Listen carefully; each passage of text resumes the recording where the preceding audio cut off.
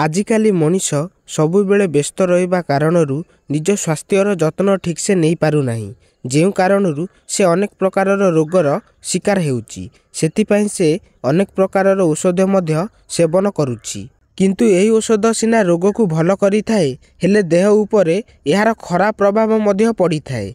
किंतु आम आखपाखरे एमिति अमूल्य जिनिस रहिछि जाकु आमे सेवन करी अनेक रोग मध्यरु मुक्त होई पारिबा। सेथि मध्यरु गोटिए हेउची सूर्यमुखी मंजी।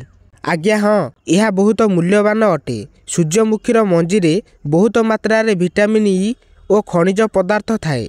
यह टेस्टी हेबा सहित स्वास्थ्य पाई अत्यधिक लाभदायक होइथाए। यहाकू फास्टफूड दोकानी माने मध्य व्यवहार करिथांती। आसंतु आज आमे जानिबा कि सूर्यमुखी मंजीर उपकार विषय रे। एही मंजी रे विटामिन सी और ई थाए, जहाकू हृदय जनित रोग ठारू दूरे रखिबा पाई काम करि थाए। सूर्यमुखीर मंजी रे फाइबर बहुत मात्रा रे रही थाए। यहाकू खाइबा द्वारा कोष्ठकाठिन्यरू पूरा आराम मिली थाए एवं एही मंजी कैंसर रु दूरे रखिबारे मध्य सहाय्य करि थाए। एथिरे थिबा एंटीऑक्सीडेंट गुण स्वास्थ्य पाई अत्यधिक लाभदायक होइथाए। सूर्यमुखीर मंजी रे मैग्नीशियम रो मात्रा बहुत अधिक थाए। यहाकू खाइले हाड़ बहुत मजबूत होइथाए। आंठू गंठी रोग पाई यह अत्यंत लाभवान होइथाए।